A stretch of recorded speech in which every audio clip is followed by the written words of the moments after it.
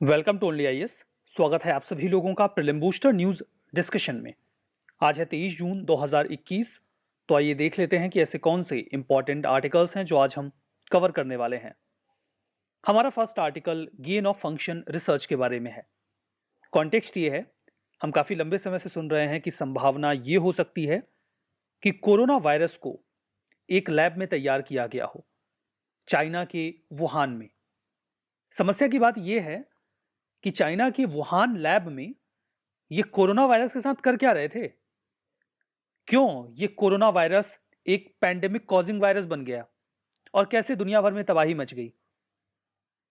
तो ये कहा जा रहा है कि हो सकता है कि वुहान में कोरोना वायरस के ऊपर गेन ऑफ फंक्शन रिसर्च किया जा रहा हो, जिसके बाद ये वहां के लैब से लीक हो गया और दुनिया भर में पैंडेमिक फैल गया।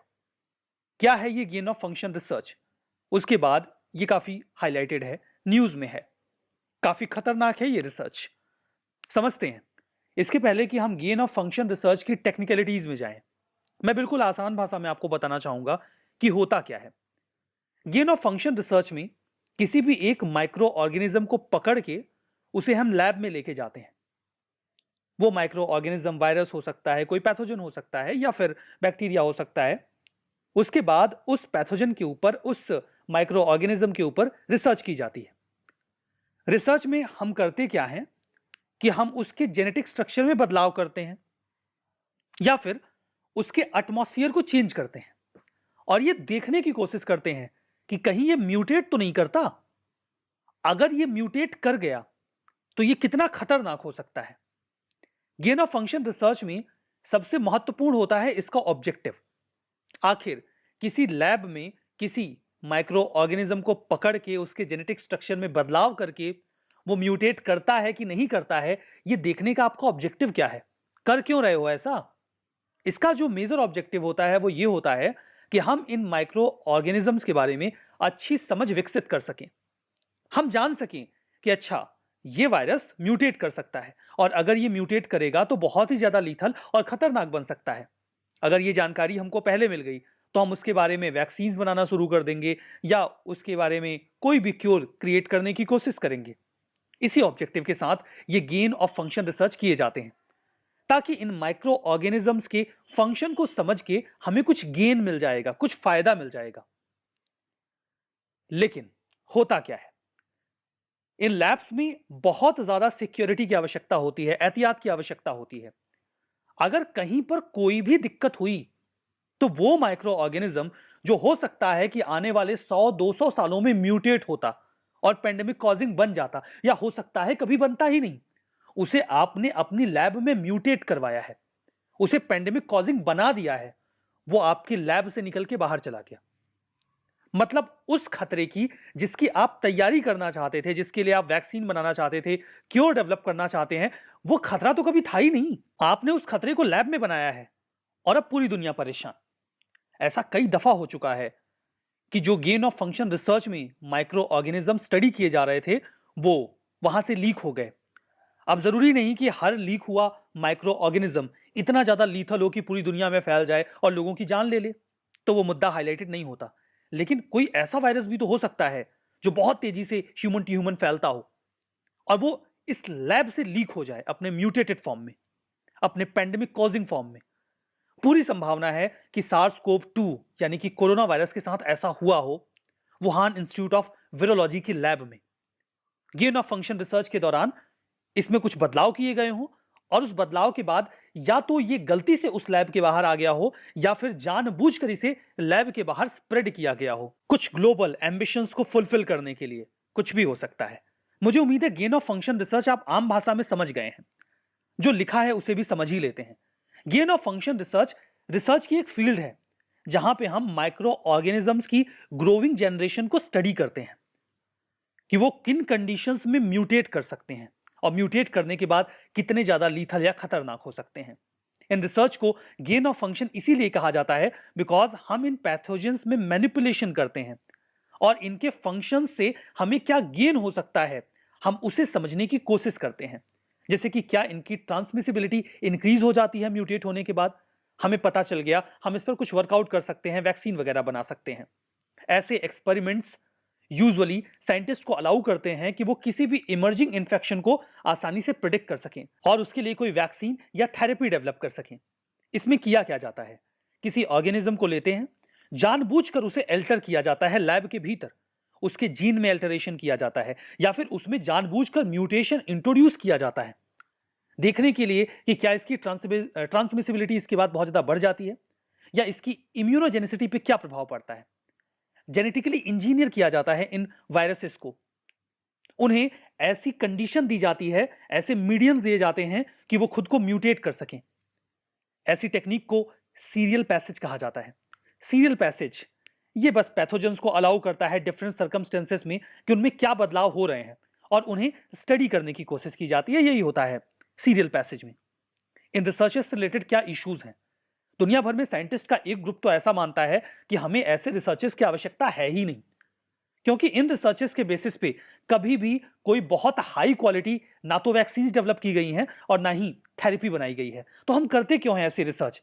मतलब एक प्रॉब्लम जो एग्जिस्ट ही नहीं करती है, हम उसे हैंडल करने के लिए उस प्रॉब्लम को क्रिएट कर देते हैं। तो गेन ऑफ फंक्शन रिसर्च, इसमें जो वायरस वगैरह हैं, पैथोजेंस हैं, उनमें हम मैनिपुलेशन करके उन्हें कई बार और ज्यादा डेडली और ट्रांसमिसिबल बना देते हैं।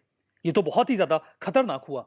गेन ऑफ फंक्शन रिसर्च में जब भी हम काम करते हैं तो हमें बहुत ज्यादा बायोसेफ्टी या बायोसिक्योरिटी रिस्क को ध्यान में रखना पड़ता है। अगर हमने यहां पर कहीं भी कोताही की तो dual use research of concern DURC की बात आ जाती है, जहां पे रिसर्च एक और फायदेमंद साबित हो सकता है, दूसरी ओर आवश्यकता से अधिक खतरनाक बन सकता है। इंडिया में क्या सिचुएशन है इस प्रकार की रिसर्चेस को लेकर? देखिए, अगर इस प्रकार की research, gain of function research नहीं भी हो रही है, तब भी इंडिया में इस प्रकार के पैथोजेंस को या उनकी रिसर्च के ऊपर बहुत स्ट्रिक्ट रेगुलेशंस हैं।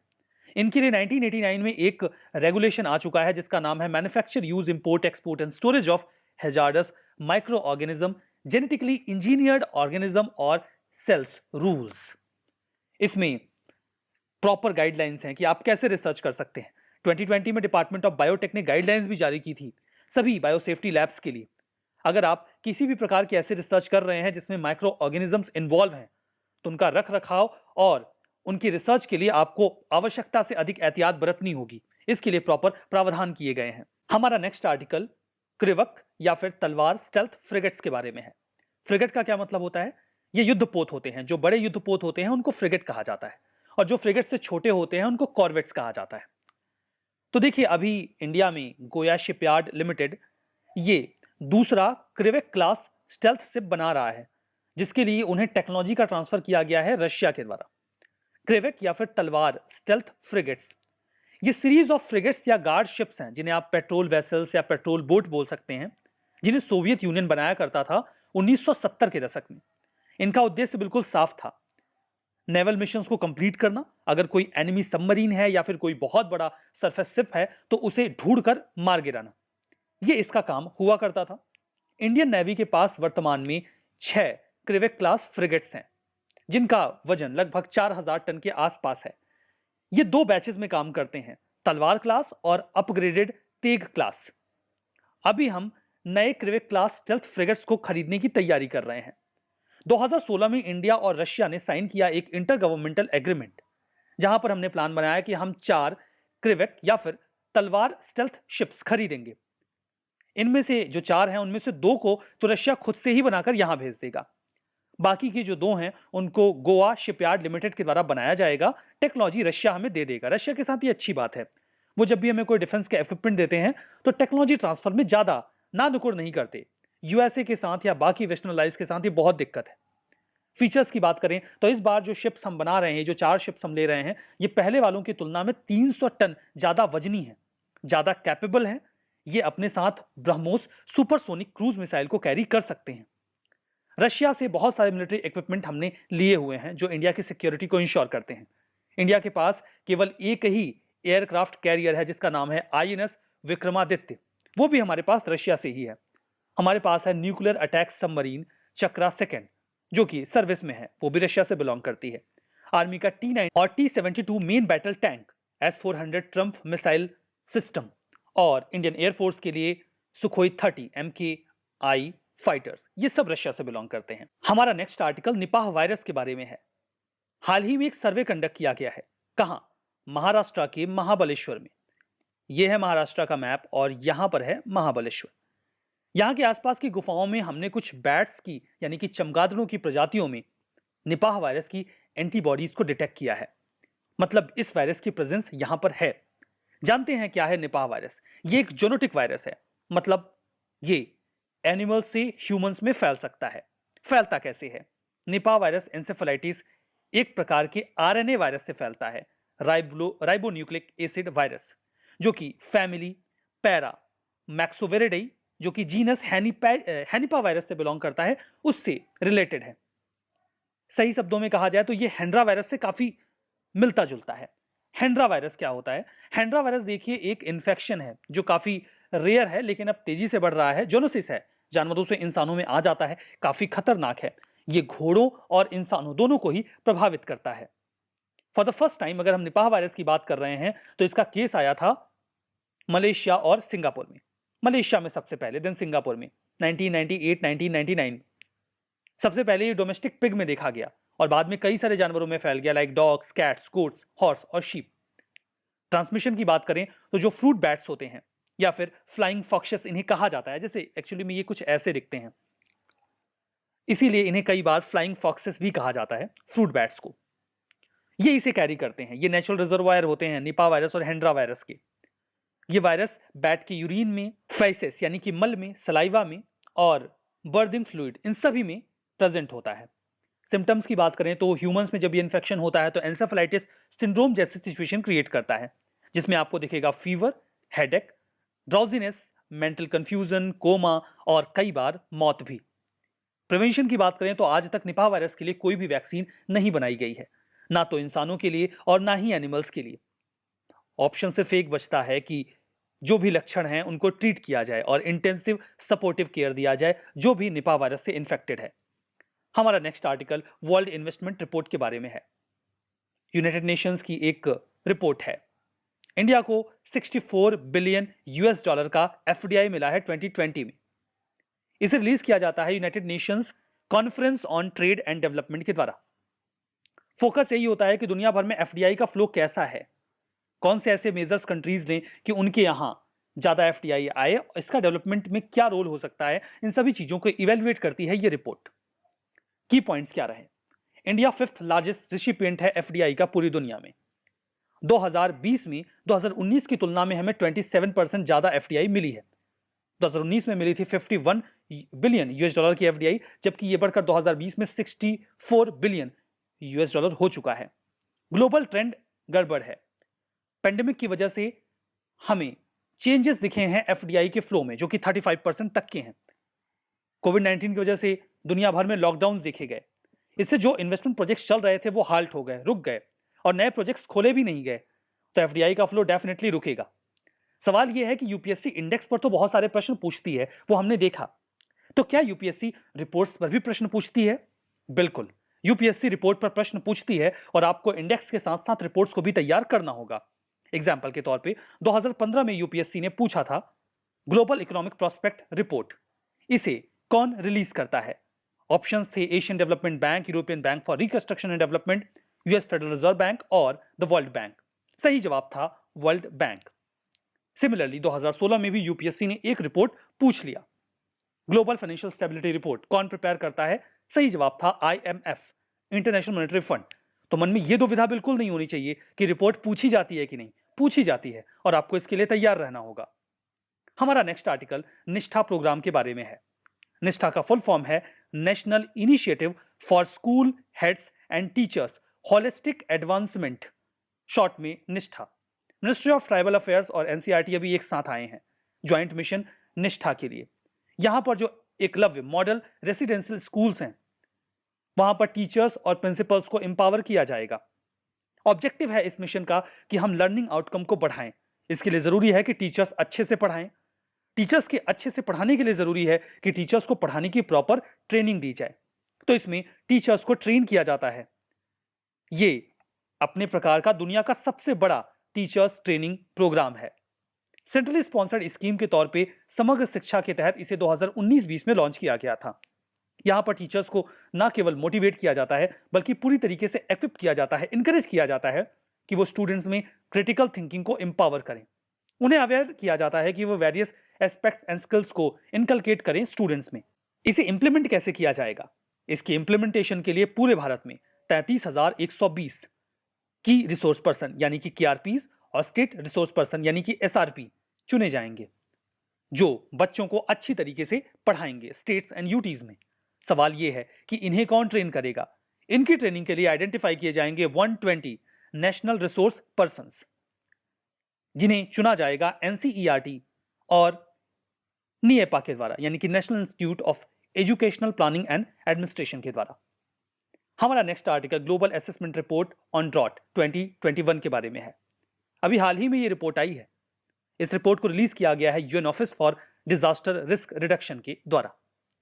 रिपोर्ट एक्सप्लोर करता है कि ड्रॉट का क्या प्रभाव पड़ रहा है, जो हमने एक Sendai framework for disaster risk reduction 2015 में तैयार किया गया था। 2 सस्टेनेबल डेवलपमेंट गोल्स हैं हमारे। फर्दर ह्यूमन और इकोसिस्टम हेल्थ और वेलबींग पर ड्रॉट किस प्रकार से प्रभाव डाल रहा है। की फाइंडिंग्स में मिला ये कि दुनिया में 700 मिलियन लोग 2030 तक ड्रॉट की वजह से अपनी घर, अपनी जगह को छोड़ने के लिए मजबूर हो जाएंगे। 2/3 जो दुनिया की पॉपुलेशन है वो 2025 तक पानी की कमी को फेस करने लगेगी। इंडिया के ऊपर इंपैक्ट की बात करें तो ड्रॉट की वजह से इंडिया की GDP में 2 से 5% तक का लॉस होगा, और जो डेक्कन का रीजन है वहां पर ड्रॉट की जो फ्रिक्वेंसी है वो सबसे ज्यादा रही है। ये सारी बातें निकल के आई। बात करते हैं United Nations office for disaster risk reduction के बारे में। UNISDR 1999 में स्टैब्लिश किया गया था। ये international strategy for disaster reduction को इंप्लीमेंट करता है। हेडक्वार्टर्ड है स्विट्जरलैंड के जिनेवा में। काम बिल्कुल सिंपल है, दुनिया भर में डिजास्टर रिडक्शन एक्टिविटीज को कैसे सिनर्जाइज किया जाए और उसे कम करने की कोशिश की जाए। ये एक ऑर्गेनाइजेशनल यूनिट भी है UN सेक्रेटेरिएट की, जिसे लीड किया जाता है UN special representative of secretary general for disaster risk reduction के द्वारा। हमारा last article land for life award के बारे में है। As we know UPSC award में ज्यादा इंटरेस्टेड नहीं होती, बट ये अवार्ड इंपॉर्टेंट है। मैं चाहता हूं कि आप इसके बारे में जानते रहें जनरल अवेयरनेस के पर्सपेक्टिव से भी। हाल ही में श्याम सुंदर ज्ञानी जी को, जो कि राजस्थान बेस्ड एक क्लाइमेट एक्टिविस्ट हैं, सीधे सीधे सोशियोलॉजी के प्रोफेसर भी हैं, इन्हें अभी यूनाइटेड नेशंस का बहुत ही prestigious land for life award दिया गया है। इन्होंने एनवायरमेंटल कंजर्वेशन के लिए एक बहुत ही यूनिक सा कॉन्सेप्ट तैयार किया, that was familial forestry. Familial forestry के बारे में बता देता हूं, फिर अवार्ड पे बात करते हैं। फैमिलियल फॉरेस्ट्री में ये बोलते क्या थे लोगों से कि आप किसी एक पेड़ को अपनी फैमिली का हिस्सा मान लीजिए। इसका फायदा क्या होता है कि आप उस पेड़ से सेंटिमेंटली जुड़ जाते हैं। आप उसे अपनी फैमिली का एक ग्रीन मेंबर मान लीजिए, तब आपको उस पेड़ की केयर करने के लिए एफर्ट नहीं लगाना पड़ेगा। लाइक हमारी फैमिली में कई बार बुजुर्ग सदस्य होते हैं, जैसे कि दादा दादी। हमें पता है कि हमें उन्हें समय से पानी देना है, खाना देना है, उनकी दवाइयां देनी है, इस बात का ध्यान रखना है कि उन्होंने नहा लिया कि नहीं, या उन्हें किसी और चीज की जरूरत तो नहीं। इसके लिए हमें एफर्ट नहीं करना पड़ता। हमें पता है कि वो हमारे परिवार के सदस्य हैं, ये हमारी जिम्मेदारी है, हमारी ड्यूटी है कि हम उनका ध्यान रखते रहें। वो हमारी दिनचर्या का हिस्सा बन जाता है।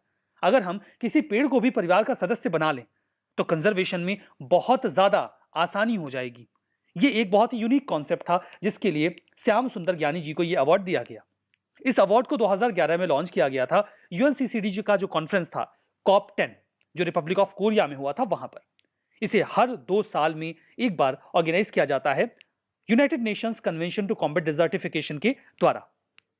इस अवार्ड को लैंड फॉर लाइफ अवार्ड नाम दिया गया है। उम्मीद है ये भी आपको समझ में आ गया होगा। यहां पर कुछ स्टेटमेंट हैं, आप ट्रू एंड फॉल्स बताइए। क्रिवेक या फिर तलवार स्टेल्थ फ्रिगेट। फ्रिगेट या गार्ड शिप्स की सीरीज है, सोवियत यूनियन बनाता है। निपा वायरस, ये वेरियोला वायरस के द्वारा कॉज होता है। लैंड फॉर लाइफ अवार्ड 2011 में लॉन्च किया गया UNCCD के COP10 में, रिपब्लिक ऑफ कोरिया में। World investment report world economic forum release करता है। United Nations office for disaster risk reduction 1999 में स्टैब्लिश किया गया। हेडक्वार्टर है फ्रांस के पेरिस में। सही जवाब कमेंट बॉक्स में सेशन की PDF मिलेगी ओनली आईएएस के टेलीग्राम चैनल पे। उम्मीद है ज्वाइन कर लिया होगा आप लोगों ने, नहीं किया है तो कर लीजिएगा, बिकॉज सारे PDFs या डॉक्यूमेंट्स वही मिलते हैं और कोई सोर्स नहीं है इन PDFs को अवेल करने का, तो आपका वहां पर होना जरूरी है। आप only IAS nothing else search कर सकते हैं टेलीग्राम में, आपको चैनल 1 लाख से ज्यादा सब्सक्राइबर्स के साथ मिल जाएगा, ज्वाइन कर लीजिएगा। आज के सेशन में बस इतना ही। बहुत बहुत धन्यवाद।